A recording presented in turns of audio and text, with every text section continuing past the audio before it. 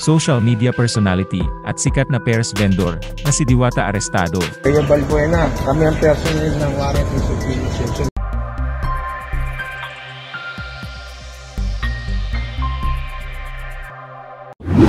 Dinakip ng mga tauhan ng Pasay City Police Warrant and Subpoena, WSS, ang kontrobersyal na social media personality na si Diwata sa kanyang pinamamahalaang pwesto ng kainan.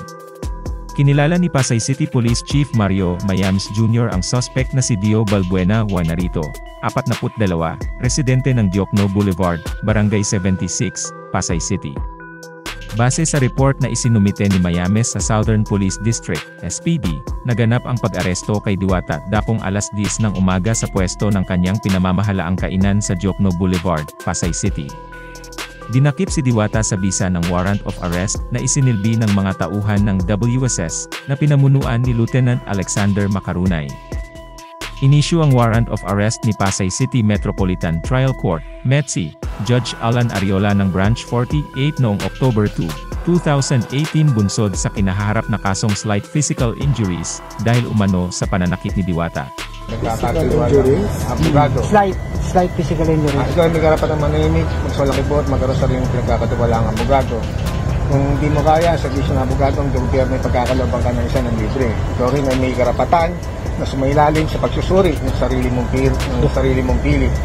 Kung ikaw walang kakayahan, ang gobyerno ay pagkakalob sa iyo ito muli.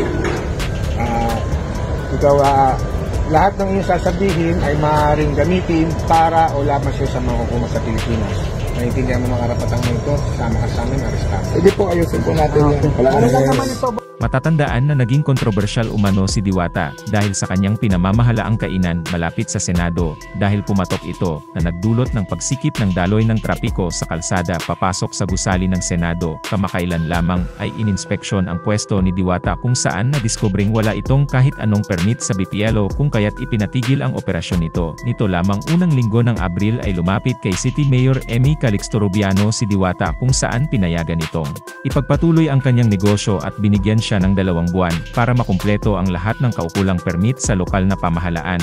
Si Diwata ay nakapaghain ng piyansa sa halagang 3,000 pesos para sa kanyang pansamantalang kalayaan. Matatandaan na kinagiliwan noon ang isang beki na nagawa pang rumampas sa presinto kahit sugatan matapos masangkot sa rambulan nilang magkakaibigan sa Pasay City. Ibalita ang pagrampa ni Dio Balbuena aka Diwata. Nagtamo ng sugat sa noo si Diwata matapos saksakin umano ng kanyang kaibigan. Nag-ugat umano ang gulo ng magalit ang mga suspect nang paalisin niya sa ilalim ng tulay sa Pasay matapos niyang mahuli sila na gumagamit ng ilegal na droga. Mayroon na siya ngayong paresan business sa Diokno Boulevard. Kapansin-pansin ang box office na pila sa paresan ni Balbuena, na may mga sangkap na lechong kawali, chitsarong bulaklak, sabaw ng peres, soft drinks, at only rice. Sa halagang 100 pesos, sold na ang mga customer. Nitong nagdaang araw ay ibinandera naman ng kampo ni Coco Martin ang pagkakapili kay Diwata bilang bagong cast member ng FPJS, Batang Quiapo. Gagampanan niya rito ang karakter ni Frida. Ako si Frida, ako ang Diwata ng paresan na to.